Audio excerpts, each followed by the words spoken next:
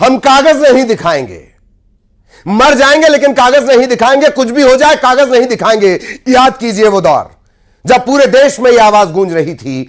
यह वक्त था जब भारत सरकार सीएए यानी नागरिकता संशोधन कानून लेकर आई थी। उस वक्त इस कानून का ऐसा दुष्प्रचार किया गया, इसे मुसलमानों के खिलाफ साजिश बताया गया। कानून पड़ोसी देशों के पीड़ित अल्पसंख्यकों को नागरिकता देने वाला था, लेकिन इसे भारत के मुसलमानों की नागरिकता छीनने का कानून बनाकर मोर्चा खोला गया। विरोध में यही बोला गया, कागज नहीं दिखाएंगे, लेकिन अब कागज दिखाने होंगे।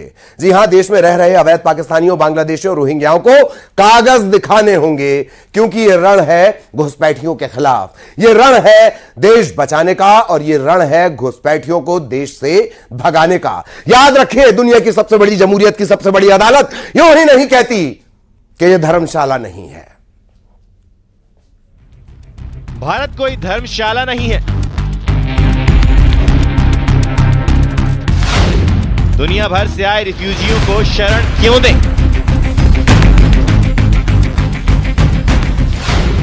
हम खुद 140 करोड़ लोगों के साथ संघर्ष कर रहे हैं। सुप्रीम कोर्ट ने यह टिप्पणी श्रीलंका के एक नागरिक की शरण की याचिका को खारिज करते हुए दी। सुप्रीम कोर्ट ने दो टूक कहा कि भारत कोई धर्मशाला नहीं है जहां हम दुनिया भर से आए विदेशी नागरिकों को जगह दे सके।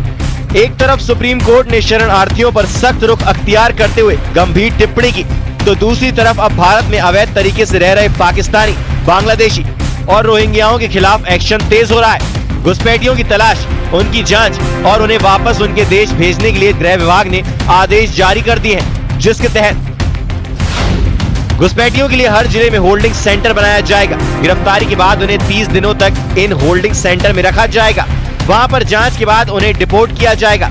ये होल्डिंग सेंटर डिटेंशन सेंटर की तरह काम करेंगे। इसके लिए गृह विभाग ने गाइडलाइन जारी कर दी है, जिसका कलेक्टर और एसपी को पालन करना होगा। केंद्र सरकार की तरफ से बनाए गए नियमों के तहत घुसपैठियों पर कार्रवाई सुनिश्चित की जाएगी। साथ ही घुसपैठियों को लेकर की गई कार्रवाई का ब्यौरा हर महीने की 5 तारीख को गृह विभाग और पुलिस मुख्यालय को भेजना होगा। इतना ही नहीं, घुसपैठियों की गिरफ्तारी की जानकारी विदेश मंत्रालय से भी साझा की जाएगी। तो घुसपैठिए हैं, अवैध रूप से रह रहे हैं, बिना वैध डॉक्यूमेंट के रह रहे हैं, उन सब के खिलाफ लगातार कार्यवाही हो रही है। आने वाले समय में और उसको सुव्यवस्थित ढंग से चलाने का काम करेंगे।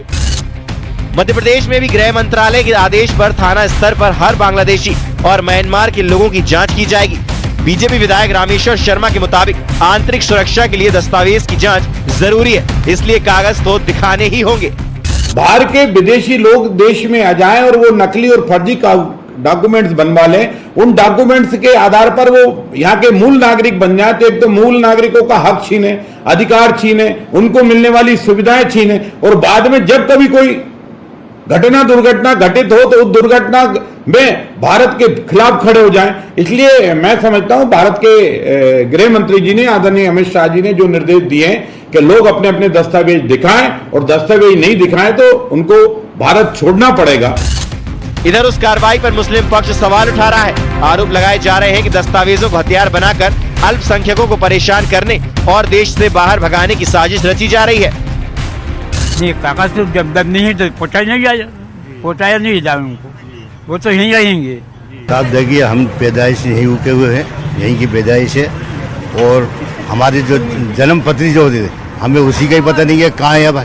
तो अब बाप दादा के कागजात हम कहाँ से लेके आएंगे और कहाँ से बताएंगे? कौन है ऐसा आदमी जो उसको संभाल के रखता होगा?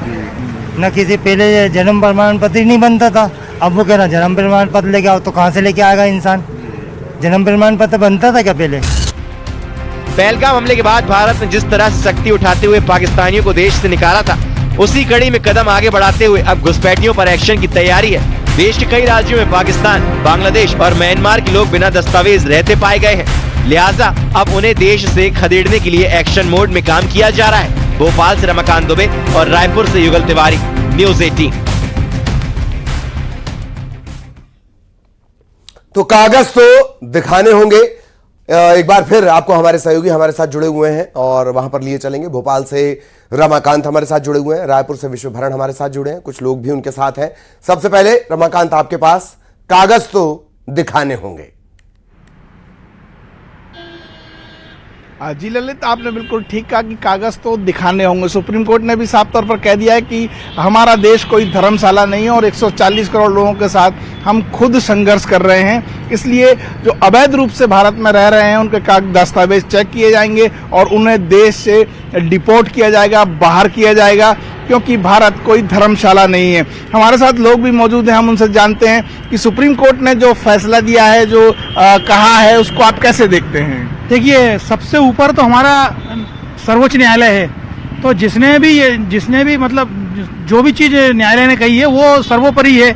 उससे ऊपर, सर्वोच्च न्यायालय से ऊपर कुछ है नहीं। और यदि उन्होंने ये कहा है कि रोहिंग्याओं के कागज की जांच होना चाहिए, तो बिल्कुल सत्य कहा है, क्योंकि पहले ही देश में इतनी सब चीज़ों से उभर के देश, अभी विकासशील देश हमारा है, हम आगे बढ़ रहे हैं। और यदि ये लोगों को और हम ढोते रहेंगे तो कब तक क्या हम इनसे संघर्ष करते रहेंगे। सुप्रीम कोर्ट ने यह भी कहा है कि जो अवैध रूप से रह रहे हैं वो कहीं ना कहीं वैध लोगों का हक भी मार रहे हैं। सुप्रीम कोर्ट ने बिल्कुल सही कहा है। सुप्रीम कोर्ट का कड़ाई से पालन होना चाहिए, इनके सभी कागज चेक करना चाहिए। बांग्लादेशी भी हैं, रोहिंग्यास भी हैं, म्यांमार के लोग भी यहाँ रह रहे हैं, तो कहीं ना कहीं भारत पर एक ज्यादा बड़ा बोझ आ रहा है। भारत पे बोझ आएगा ही आएगा, क्योंकि बाहर के लोग जो है क्या कहते हैं, यहाँ अपने देश में आके क्या क्या हो रहा है सब आपको मालूम है। हमारे साथ और भी लोग मौजूद हैं, हम उनसे भी जानते हैं कि सुप्रीम कोर्ट ने जो कहा है और गृह मंत्रालय ने जो एडवाइजरी जारी की है कि ऐसे अवैध रूप से रहने वाले लोगों को डिटेंशन सेंटर में रखा जाएगा, उनके कागज चेक किए जाएंगे और पूरे ना पाए जाने पर उन्हें देश से बाहर भेजने की कार्रवाई होगी। आप कैसे देखते हैं? इस दिशा में प्रयास तेज होना चाहिए। पहले भी ये बात उठी थी, लेकिन अब जो है सही दिशा में सही प्रयास करिए। सुप्रीम कोर्ट ने जो कहा है कि भारत 140 करोड़ लोगों के साथ पहले से ही संघर्ष कर रहा है, तो ये अवैध लोग जो रह रहे हैं वो कहीं ना कहीं वैध लोगों का हक भी मारते हैं। बिल्कुल सही है, इसमें कोई शक की बात नहीं है, बिल्कुल सही है। इस दिशा में जांच हो और सही का सही, दूध का दूध, पानी का पानी किया जाए। अवैध रूप से रह रहे लोगों के कागजात चेक किए जाने चाहिए, इसको आप कितना ठीक मानते हैं? मैं तो ये बहुत ही अच्छी पहल सुप्रीम कोर्ट के द्वारा की गई है और जल्दी इनके कागज चेक करके, क्योंकि भारत की अर्थव्यवस्थाओं पर भी दिक्कत होती है, संसाधनों पर भी जो है उसमें और आम नागरिकों को प्रॉब्लम होती है, क्योंकि भारत, जैसा कि आपने कहा है कि धर्मशाला नहीं है, इसलिए भारत को धर्मशाला ना समझे और जितने भी रोहिंग्या हो, बांग्लादेशी हो, ये और जितने भी घुसपैठी हो, उनको यहाँ से देश से बाहर निकालना चाहिए और जल्द से जल्द इसके ऊपर जो है लागू किया जाना चाहिए। जी ललित, देखिए, लोगों का साफ तौर पर कहना है जितने भी घुसपैठिए हैं जो अन्य देशों से आए हैं, जिनके पास पेपर्स नहीं है, उन्हें बाहर निकाला जाना चाहिए। और पहली बार सुप्रीम कोर्ट ने इस दिशा में एक कड़ा आदेश भी जारी किया है। जी, जाहिर तौर पर बहुत कड़ा आदेश ये है। रायपुर लिए चलेंगे सहयोगी विश्वभरण हमारे साथ जुड़े हुए हैं। विश्वभरण, कागज तो दिखाने होंगे, बात वही। जी ललित जी, बिल्कुल, कौन है आप ये तो बताना ही होगा और कागज तो दिखाना ही होगा। इसके लिए छत्तीसगढ़ में सभी जिलों में एसटीएफ का गठन किया गया है। ये एसटीएफ की जो टीम है वो देखेगी कि कौन घुसपैठिए हैं, कौन अवैध तरीके से यहाँ जो है रह रहा है। इसको लेकर हमारे साथ कुछ लोग हैं, सीधे उनसे बात करते हैं। अब एसटीएफ का गठन हुआ है और जो बांग्लादेश के हों या किसी और अन्य देश के हों, अगर यहाँ रह रहे हैं तो अब पकड़े जाएंगे और उन्हें डिकोड किया जाएगा। जी, बांग्लादेश को या अन्य देश को, सबसे पहले बात तो एसटीएफ का गठन हुआ है कि जो बाहर देश से आए हुए लोग हैं वो अवैध रूप से यहाँ रह रहे हैं या छत्तीसगढ़ में बस रहे हैं, तो उसको बसा कौन रहा है। और अक्सर हमने देखा है कि इसके पिछले वाले 5 वर्षों में अक्सर बसाया गया है। बांग्लादेशियों को बहुत ही तेजी से रायपुर, कवर्धा जैसे क्षेत्रों में वोट बैंक के लिए कांग्रेसियों ने बसाया था और अब उसको धीरे धीरे हम बाहर करते जा रहे हैं। और जो एसटीएफ बना है, अब फिर से हमारा शासन आ गए, उसके बाद से फिर सबको बाहर भगाया जाएगा और जल्द ही पकड़ा जाएगा।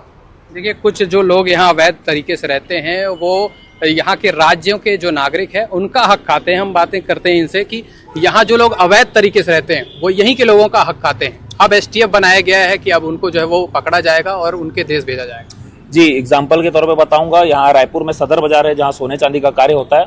वहाँ लगभग 40 से 45 बांग्लादेशी जो सोना चांदी साफ करने का या दुकान में साफ सफाई का कार्य कर रहे हैं, वो किसका रोजगार खाए? वो छत्तीसगढ़ वासियों का रोजगार खाए।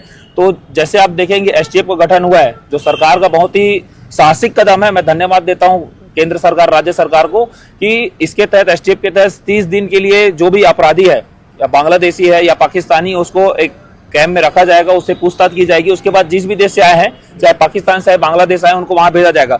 मैं साथ ही साथ सरकार से गुजारिश करता हूं कि यहाँ पे कुछ चाइना के भी लोग हैं, कुछ मलेशिया के भी है, श्रीलंका के, अन्य देश के भी कुछ लोग यहाँ पे निवासरत है। तो उन लोगों पर भी इसी प्रकार की कार्रवाई की जाए ताकि यहाँ के लोगों का रोजगार यहाँ से ना छीना जाए। पिछले कुछ दिनों देखा जाए तो दुर्ग में भी जो है बड़ी कार्रवाई हुई और 2-3 लोग वहां से पकड़े गए हैं जो बांग्लादेश के। ये जब कार्रवाई होती है उसके बाद में कुछ दिनों बाद में शासन प्रशासन तो अच्छे प्रयास करती है, लेकिन इनको बसाने वाला कौन है, जो भाई ने कहा, लेकिन इनके लिए जो आधार कार्ड बनाता है इनको कौन भेज रहा है, उनके ऊपर में फिर कार्रवाई नहीं होती, रुक जाती है। जैसे कि बहुत सारे मामले हैं। आज छत्तीसगढ़ का डेमोग्राफी बिगड़ चुका है। आज उनकी जो 0.5% से नीचे थी आज 2.5% ऊपर हो चुकी है। ये कैसे बढ़ी है? इतने जल्दी तो जनसंख्या बढ़ नहीं सकती। अब वक्त की थोड़ी कमी है, मैं आपको रोकना